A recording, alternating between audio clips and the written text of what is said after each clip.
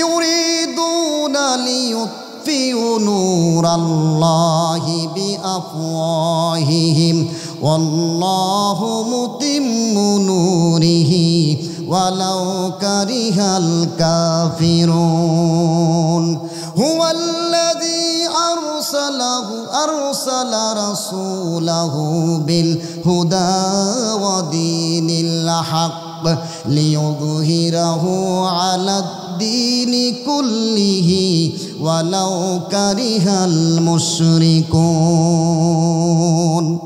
আল্লাহ পাক রব্বুল আলামিন বলেন তারা মুখের ফুৎকার দিয়ে এই কোরআনের চিরন্তন শিখাকে অগ্নিবিলাকে তারা নিভিয়ে দিতে চায়। কে বলতেছেন? আমার কে বলেন?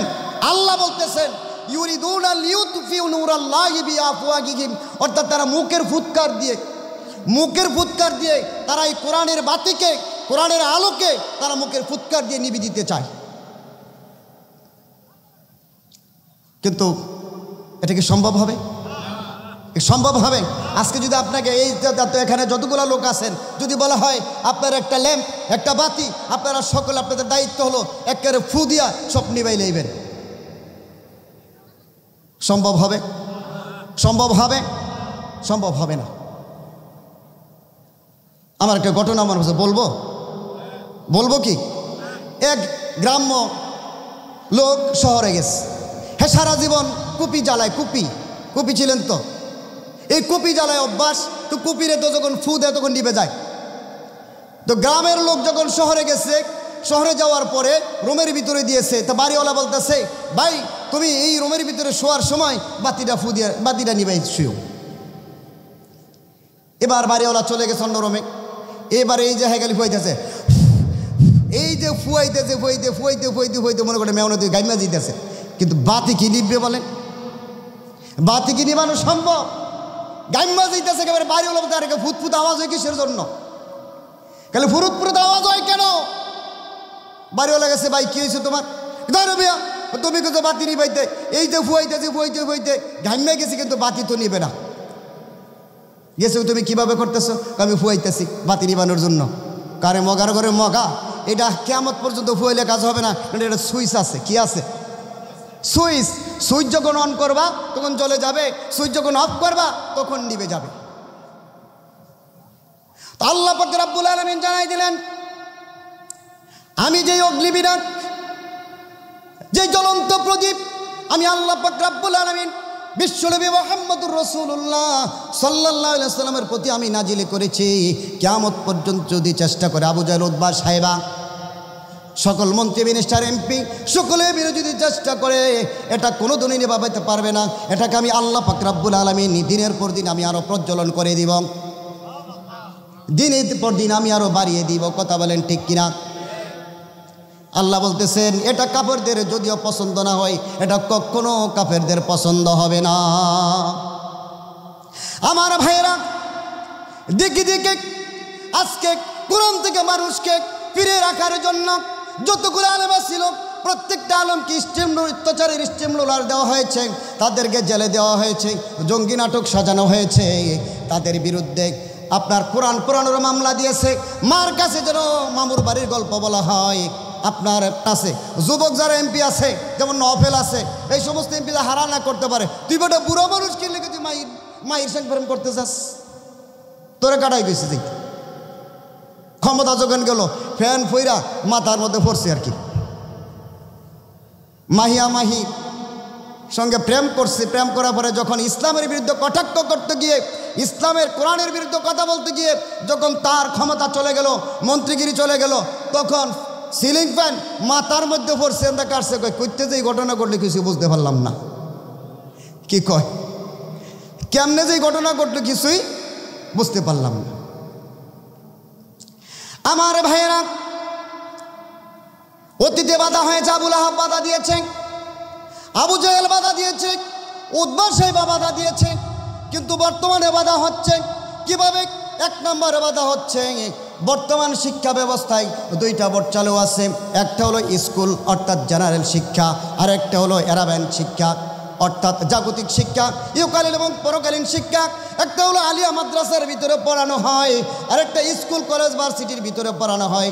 সম্মানিত ভাইয়েরা, আমার বোঝার বিষয় হলো স্কুলের ভিতরে বাংলা পড়ানো হয়, ইংরেজি পড়ানো হয়, সমাজ পড়ানো হয়, আপনার সমাজ বিজ্ঞানে পড়ানো হয়, স্বাস্থ্য শিক্ষা পড়ানো হয়, আপনার গণিত পড়ানো হয়, ম্যাথ পড়ানো হয়, আপনার সায়েন্সের বিষয়গুলো সব কিছু পড়ানো হয়, মাদ্রাসার ভিতরে সব কিছু পড়ানো হয়।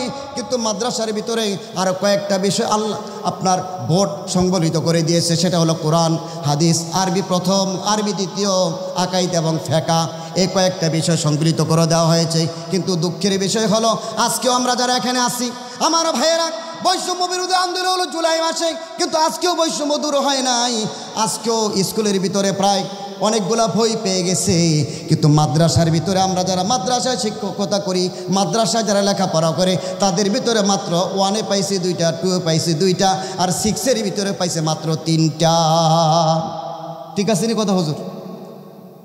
আজকেও কোরআনকে আপনার বাধাগ্রস্ত করার জন্য সব জায়গায় ষড়যন্ত্র চলছে। বিগত সরকারের আমলে মাদ্রাসা শিক্ষাকে তারা না পারে গিলতে, না পারে ছাড়তে। কথা বলেন ঠিক কিনা? আমার ভাইয়েরা, বোঝার বিষয় হলো মাদ্রাসার ছাত্রগুলো যখন মাদ্রাসায় লেখাপড়া করে, দাড়ি টুপি পরে, যখন ভার্সিটিতে পরীক্ষা দেওয়া হয়, ভার্সিটি যখন পরীক্ষা দেয়, তখন সকল ছাত্রের চাইতে ফার্স্ট ক্লাস অর্জন করে সবার উপরে নাম্বার পায়। কয় মাদ্রাসার ছাত্র নেওয়া যাবে না, কারণ তার ভিতরে দাড়ি এবং টুপি আছে, সে জঙ্গি জঙ্গি বাপ। নাউজুবিল্লাহ পিতেন না? তার ভিতরে কি বাপ? জঙ্গি বাপ। ভাইয়েরা আমার, কয়েকদিন আগে একটা ছেলে টুপি এবং দাড়ি পরে উচ্চ শিক্ষায় শিক্ষিত হয়ে তার আপনার সিভি নিয়ে যখন আরং কোম্পানি, আরং দুধ, আরং পাঞ্জাবি, আরব কোম্পানিতে যখন চাকরি করার জন্য তার সিভি জমা দিয়েছে, নট অ্যালাউ, আপনার চাকরি হবে না, কারণ আপনার মুখে দাঁড়িয়ে আছে। কি ভাই, আমি কিচ্ছু বুঝি না, আমি কবরস্থানে ওয়াজ করতেছি নাকি? হ্যাঁ না কিছু বললেন যে কি বলতেছে? দাঁড়িয়ে আছে মুখের মধ্যে, আপনাকে চাকরিতে নেওয়া যাবে না। আমার ভাইয়েরা, সব জায়গায় বৈষম্য হয়। প্রাইমারি স্কুলে যারা চাকরি করে, প্রাইমারি স্কুলে যারা শিক্ষকতা করে, তাদেরকে 100% আপনার বেতন দেওয়া হয়, তাদের ঘর ভাড়া দেওয়া হয়, তাদের বিভিন্ন বোনাস দেওয়া হয়। কিন্তু মাদ্রাসার ভিতরে যারা আরও শিক্ষকতা করতেছে, তাদের বেতন একেবারে কম। কিন্তু সেটাও সরকারের চাকরি, সেটা হলো সরকারি, ফুল সরকারি, এটা হলো আধা সরকারি, তারাও শিক্ষক। মাদ্রাসার যারা শিক্ষকতা করে তারাও শিক্ষক। কিন্তু আজকে বোঝার বিষয় হলো সেখানে বৈষম্য হলো। কোরআন যাতে মানুষ শিখতে না পারে, কোরআন থেকে মানুষ যাতে মুখ ছিটিয়ে নেয়, এই জন্য মাদ্রাসা শিক্ষকদের বেতন হলো 10,000, একটা প্রাইমারি স্কুলের শিক্ষকদের বেতন হলো কমপক্ষে 25,000। কথা বলেন ঠিক কিনা? আমার ভাইয়েরা, এই কোরআন যাতে সমাজে বাস্তবায়িত না হতে পারে, তারা ফিকির করেছে, তারা চেষ্টা করেছে। তো যতই চেষ্টা করুক, এই চেষ্টা বাস্তবায়িত হবে না। তারা অতীতেও বাধা দিয়েছে, ভবিষ্যতেও দিবে, এখনও দিচ্ছে। এই জন্য আল্লাহ পাক রব্বুল আলামিন বলেন, ইউরিদুনা লিয়ুতফিউ নূরাল্লাহি বিআফওয়াহিহিম ওয়াল্লাহু মুতিম্মু নূরিহি ওয়ালাউ কারিহাল কাফিরুন হুয়াল্লাযী আরসালা রাসূলাহু বিল হুদা ওয়া দীনিল হক লিইয়ুযহিরাহু আলাদ-দীনি কুল্লিহি ওয়ালাউ কারিহাল মুশরিকুন। আল্লাহ পাক রব্বুল আলামিন বলেন, তারা মুখের ফুৎকার দিয়ে এই কোরআনের চিরন্তন শিক্ষাকে, অগ্নিবিলাকে তারা নিভিয়ে দিতে চায়। কে বলতেছেন? আমার কে বলেন? আল্লাহ বলতেছেন, ইউরিদুনা লিয়ুতফিউ নূরাল্লাহি বিআফওয়াহিহিম, অর্থাৎ তারা মুখের ফুৎকার দিয়ে তারা এই কোরআনের বাতিকে, কোরআনের আলোকে তারা মুখের ফুৎকার দিয়ে নিভিয়ে দিতে চায়। কিন্তু এটা কি সম্ভব হবে? সম্ভব হবে? আজকে যদি আপনাকে এই এখানে যতগুলো লোক আছেন যদি বলা হয় আপনার একটা ল্যাম্প, একটা বাতি, আপনারা সকলে আপনাদের দায়িত্ব হলো একেবারে ফু দিয়া সব নিবাই লইবেন, সম্ভব হবে? সম্ভব হবে? সম্ভব হবে না। আমার একটা ঘটনা আমার কাছে বলবো কি? এক গ্রাম্য লোক শহরে গেছে, হ্যাঁ সারা জীবন কুপি জ্বালায়, কুপি ছিলেন তো, এই কুপি জ্বালায় অভ্যাস, তো কুপিরে তো যখন ফু দেয় তখন নিভে যায়। তো গ্রামের লোক যখন শহরে গেছে, শহরে যাওয়ার পরে রুমের ভিতরে দিয়েছে, তা বাড়িওয়ালা বলতেছে ভাই তুমি এই রুমের ভিতরে শোয়ার সময় বাতিটা ফু দিয়ে বাতিটা নিভাই শুয়েও। এবার বাড়িওয়ালা চলে গেছে অন্য রুমে, এবার এই যে হেগালি ফুয়াইতেছে, এই যে ফুয়াইতে মনে করে মেয়না দিয়ে গাইমা দিতেছে, কিন্তু বাতি কি নিববে বলেন? বাতি কি নিবানো সম্ভব? গাইমা দিতেছে একেবারে বাড়িওয়ালা বলতে, আরে ফুটফুট আওয়াজ হয় কিসের জন্য? খালি ফুরুত আওয়াজ হয় কেন? বাড়িওয়ালা গেছে, ভাই কি হয়েছে তোমার? ধরো বিয়া তুমি কিন্তু বাতি নিবাইতে, এই যে ফুয়াইতে গাইমা গেছি কিন্তু বাতি তো নিবে না। গেছে তুমি কিভাবে করতেছো? আমি ফুয়াইতেছি বাতি নিবানোর জন্য। কারে মগার ঘরে মগা, এটা কিয়ামত পর্যন্ত ফুয়াইলে কাজ হবে না, এটা সুইচ আছে। কি আছে? সুইচ যখন অন করবা তখন জ্বলে যাবে, সুইচ যখন অফ করবা তখন নিভে যাবে। তো আল্লাহ পাক রব্বুল আলামিন জানাই দিলেন, আমি যে অগ্নিবীণার, যে জ্বলন্ত প্রদীপ, আমি আল্লাহ পাক রব্বুল আলামিন বিশ্বনবী মুহাম্মদুর রাসূলুল্লাহ সাল্লাল্লাহু আলাইহি ওয়াসাল্লামের প্রতি আমি নাজিল করেছি। কিয়ামত পর্যন্ত যদি চেষ্টা করে আবু জাহল, উতবা, সাইবা, সকল মন্ত্রী, মিনিস্টার, এমপি সকলে মিলে যদি চেষ্টা করে, এটা কোনো দিনই নিভাইতে পারবে না। এটাকে আমি আল্লাহ পাক রব্বুল আলামিন দিনের পর দিন আমি আরো প্রজ্বলন করে দিব, দিনের পর দিন আমি আরো বাড়িয়ে দিব। কথা বলেন ঠিক কিনা? আল্লাহ বলতেছেন এটা কাফেরদের যদিও পছন্দ না হয়, এটা কখনো কাফেরদের পছন্দ হবে না।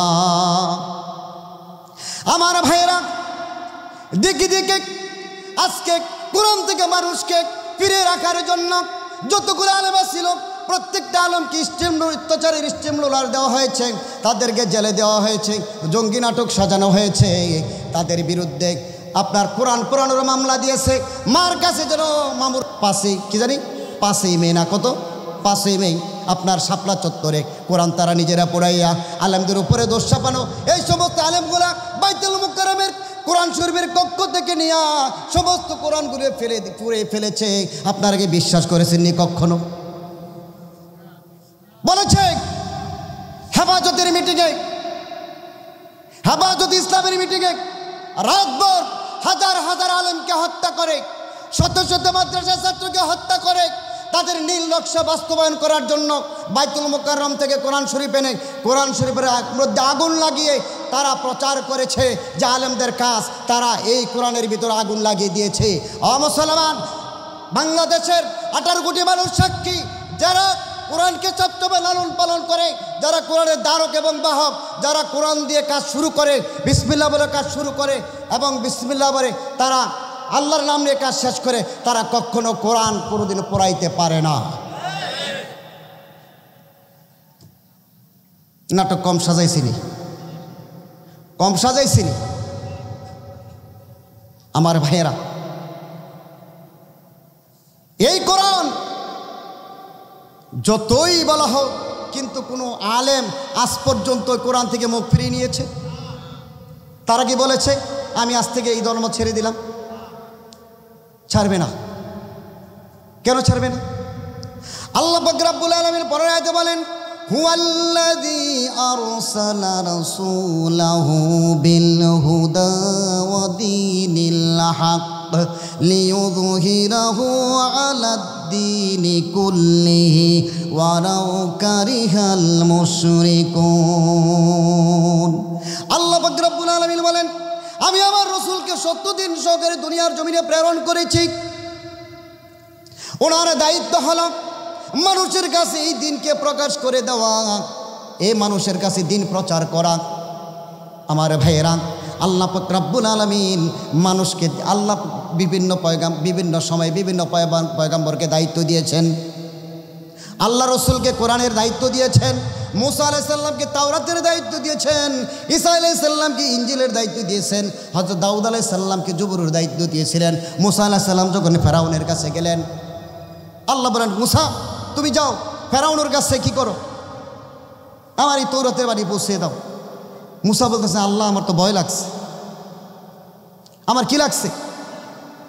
আমার তো ভয় লাগছে, আমি এখন কি করতে পারি? আল্লাহ মুসাকে শিখাই দিলেন। মুসা বললেন রব্বি শরাহ লি সাদরি ওয়া ইয়াসসির লি আমরি ওয়াহলুল উকদাতাম মিন লিসানি ইয়াফকাহু কাওলি। আল্লাহ মুসা আলাইহিস সালামকে আমি এই নমরুদ ফেরাউনকে ভয় করি, কিন্তু ফেরাউনের ভয় থেকে আমার মনটাকে তুমি দূরে সরিয়ে নাও, অর্থাৎ ফেরাউনকে যাতে আমি ভয় না করি। আল্লাহ তুমি আমাকে যাই দায়িত্ব দিয়েছ, আমি যেন আমার মুখের ভাষাটা তুমি মিষ্টি করে দাও, আমার মুখটা চালু করে দাও। তুমি যেভাবে আমাকে দায়িত্ব দিয়েছ আমি যেন সেভাবে আমার মুখটাকে প্রশস্ত করে দাও, আমি যেন ফেরাউনের কাছে তোমার কালিমার বাণী পৌঁছাইতে পারি। আমার ভাইরা, কোরআনের কাছে যদি মানুষ আসে তাহলে সে ব্যক্তি কি হবে? কোরআনের আকর্ষণে সে বিকশিত হয়ে যাবে। আমার ভাইয়েরা, ভারতের ডক্টর কমলা দেবীর নাম আপনারা শুনেছেন কিনা জানি না, ওনার জীবনের মধ্যে লেখা আছে ভারতের ডক্টর কমলা দেবী উনি একজন হিন্দু পণ্ডিত ছিলেন, একজন লেখিকা ছিলেন, উচ্চশিক্ষিত একজন শিক্ষিতা মহিলা ছিলেন। ওনার ছেলে মেয়ে যারা ছিল সবাই ওরা শিক্ষিত।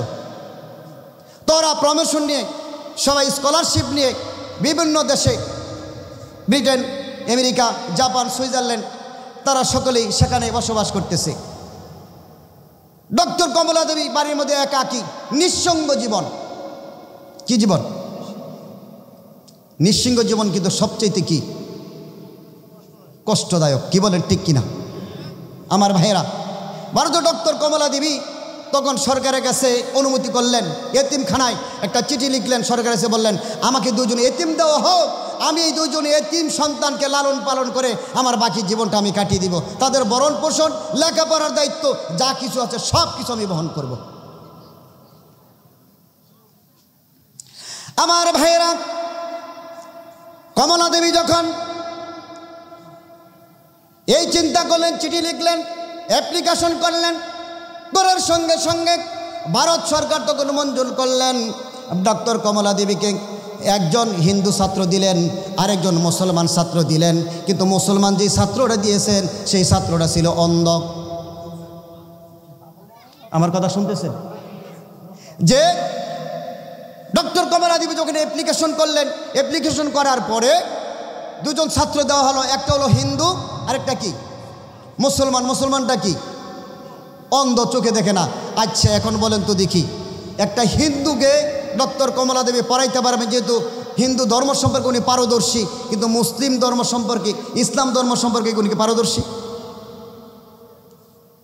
হিন্দুকে উনি পড়াচ্ছেন ঠিক মতো, আর মুসলমানের জন্য মাস্টার রেখে দিলেন। আর অন্ধ, দেন্দা, বয়রা, লুলা, এই সমস্ত বলে আমার সবচেয়ে দুষ্ট হয় বেশি। আপনারা জানেন কিনা আমি জানি না, তারা সবচেয়ে কি হয়? দুষ্ট হয় বেশি। এবার কমলা দেবী দেখলেন কি করা যায়। ডক্টর কমলা দেবী এবার বললেন যে মাস্টার রাখা হোক, কিন্তু এত দুষ্টর দুষ্ট, কিন্তু মাস্টার আসে আর 3 দিন পরে বাগে। মাস্টার আসে আর 3 দিন পরে কি বাগে। আমার একটা ঘটনা মনে পড়ছে, এই মানে অন্ধ লোক যে কীভাবে দুষ্ট হয় একটু বোঝার বিষয় আমি বলতেছি, আপনারা শুনবেন কি? বলবো। মুসা আলাইহিস সালাম একদিন রাস্তা দিয়ে যাইতেছে, যাওয়ার সময় এক অন্ধের সাথে সাক্ষাৎ। এক অন্ধের সঙ্গে সাক্ষাৎ হওয়ার পর এবার মুসা আলাইহিস সালাম বললেন, মুসা আলাইহিস সালামকে অন্ধ লোক বলল, মুসা তুমি কোথায় যাও? আমি তুর পর্বতে আল্লাহর সঙ্গে কথা বলতে যাচ্ছি। এবার বলল যে তুমি একটু আল্লাহরে জিজ্ঞাসা করে দেখো তো, আমার আল্লাহ কেন অন্ধ বানায় রাখছে? আমি কি দোষটা করেছি? আমার ভাইয়েরা, মুসা আলাইহিস সালাম আল্লাহর কাছে গেলেন, তুর পর্বতে আল্লাহর সঙ্গে কথোপকথন হলো। মুসা আলাইহিস সালাম প্রশ্ন করলেন, আল্লাহ আমি আসার সময় পথের ভিতরে একজন অন্ধ ব্যক্তির সঙ্গে আমার সাক্ষাৎ হয়েছে। এই অন্ধ ব্যক্তি আমার কাছে প্রশ্ন করেছে, তুমি কোন অপরাধে তাকে অন্ধ বানাই রাখছো? আল্লাহ পাক রব্বুল আলামিন বলেন, মুসারে তুমি কি চাও আমি তাকে সুস্থ করে দেই, তার চোখের জ্যোতি আমি ফিরিয়ে দেই? মুসা আলাইহিস সালাম বলে, হ্যাঁ আমি চাই। আল্লাহ পাক রব্বুল আলামিন বলেন, ঠিক আছে তুমি যাও। পরের দিন অন্ধ ব্যক্তির চোখের আলো আল্লাহ ফিরিয়ে দিলেন। যখন ফিরিয়ে দিলেন, ফিরে দেওয়ার পরে তার আকাম শুরু হয়ে গেল। তার মিশন বাস্তবায়ন করার জন্য সে সলো পরামর্শ করা শুরু করলাম। আমার ভাইয়েরা, আগের দিনের মানুষ এখনও আমরাও দেখেছি ছোটোকালে নদীর ভিতরে নদীর পাড়ে ফালায় ফালায় লাফায় লাফায় গোসল করতে, কথা বলেন ঠিক কিনা? এখনও গ্রাম অঞ্চলে আছে নদীর ভিতরে মানুষ কি করে, লাফায় লাফায় পান দৌড় দিয়ে একটা পানির মধ্যে কি দেয়, লাফ দেয়, গোসল করে, এরকম আছে কিনা? ওই মুসা আলাইহিস সালামের জমানায়ও আপনার নদীর ভিতরে মানুষ এভাবে তারা গোসল করত। ওই যে অন্ধ আল্লাহ চোখের জ্যোতি ফিরিয়ে দিছে, তার তো এটা সহ্য হইতেছে না। এটা কি মানুষে নদীর গোসল করে লাফায় লাফায় আইব বালা আসবো, এটা তো হইতে পারে না। হে বাড়িত না আইসা বারজারতে বাঁশ কাটছে, বাঁশ না কাইটা এগুলো সব চোক্কা করছে একবার শুয়ের মতো। কি করছে? একবারে শুয়ের মতো চোক্কা না কইরা মানুষ যেখানে গোসল করে একেবারে ভোরবেলা গিয়া পানির সমান করে লেবেল করে একেবারে জায়গায় জায়গায় জায়গায় জায়গায় গাইরে দিয়ে আসছে। খুব বালা কামটা করছে না? কথা কয় না কা? খুব বালা কামটা করছে না? একেবারে পানির মধ্যে সুন্দর করে গাইরে আসছে। সকাল যখন পার হয়ে ভোরের আলো যখন প্রকাশিত হলো, মানুষ গোসল করতে যায়, লাভ দেয় আর একটা করে বিন্দাই। কথা বুঝতে পারছেন নি? লাভ দেয় আর খালি আহে না, একটা করে বেজে বেজে আসে। আমার ভাইয়েরা, মুসা আলাইহিস সালামের কাছে ঘটনা পৌঁছলো। এই কাম করলো কানায়। খবর লইতে লইতে লইতে লইতে লইতে লইতে দেখে ওই যে কানা কানাই করছে, কানাই করছে কানা। আল্লাহ পাক রব্বুল আলামিন সঙ্গে সঙ্গে মুসাকে ডাক দিয়ে বলল, মুসা তুমি দেখতে পারছো আমি কেন তাকে অন্ধ বানায় রাখছি? তারে আমি 2 দিনের জন্য চোখের আলো ফিরিয়ে দিয়েছিলাম। এই 2 দিনের চোখের আলো পেয়ে সেই ব্যক্তি একটা লোককে নদীর পাড় থেকে সুস্থ আসতে দেয় নাই। আমি যদি তার হায়াত অবধি পর্যন্ত, আমি যদি তার যতদিন হায়াত পাই ততদিন পর্যন্ত তার চোখের আলো যদি আমি ফিরিয়ে দেই, তারকে যদি আমি চক্ষু ভালো করে দেই, তাহলে এই এলাকার মধ্যে যত মানুষ আছে একটা মানুষ আর সুস্থ থাকবে না। ভাইয়েরা আমার, কমলা দেবী মনে আসেনি আপনাদের? ডক্টর কমলা দেবী এবার হিন্দুটাকে পড়ায়, আর মুসলমান যেই সন্তানটা দিয়েছে অন্ধ, মাস্টার আসে আর যায় আসে আর যায়, তিতা হয়ে গেছে। কথা বোঝেন না? উস্তা যখন বেশি কসলায় তিতা হয়, বেশি হয় না? লেবু যখন বেশি কসলায় কি হয়? তিতা বেশি হয়ে যায়। তো ভাইয়েরা আমার, যখন তিতা হয়ে গেছে, এইবার বাজার ডক্টর কমলা দেবী বললেন যে যা, মাস্টার রেখে আর কুল পাইতেছি না, কেলে আসে আর যায় আসে আর যায়, আমি ফেরতও দিতে পারতেছি না, আমি তোরে পড়াম। কমলা দেবীর জীবনীর মধ্যে আসছে, কমলা দেবী এবার নিজে তাকে পড়ার জন্য ইচ্ছা প্রকাশ করলেন। এবার পড়াবে কি, পড়াবে কি সেইটা তো লাগবে আগে। কথা বোঝেন না? আমার ভাইয়েরা, ভারতের ডক্টর কমলা দেবী এবার তাকে ইংরেজি এবিসিডি সে পড়াইতে পারবে, বাংলা সরে সরে ক খ পড়াতে পারবে, কিন্তু আপনার 1 2 3 এটাও পড়াতে পারবে, কিন্তু যখন তাকে আলিফ বাতাসা শিক্ষা দেওয়া লাগবে সেটা তো পড়াতে পারবে না। ডক্টর কমলা দেবী এবার একজন মুসলমান শিক্ষক রাখলেন তার নিজের জন্য। সুবহানাল্লাহ বিহামদিহি। নিজের জন্য, নিজে তো কোরআন শিক্ষা লাগবে, যে আমি যে তারে পড়াবো তা আমার তো পুঁজি লাগবো। এবার নিজেই আবার শিক্ষক শিখতেছে, আর আল্লাহ পাক রব্বুল আলামিন ওই অন্ধ ছেলেকে এত স্পৃহা, এত স্পিরিট, এত দক্ষতা, এত যোগ্যতা, এত মেধা, এত প্রজ্ঞা দিয়েছেন, সেই ব্যক্তি যদ্দূর পরে তার চেয়ে বেশি তার মুখস্থ হয়ে যায়। এখন ডক্টর কমলা দেবী তো আরও পেরেশান, আমি যদ্দূর বের হাইতে আমার বেশি। আসলে কি অন্ধ লোকটা? কি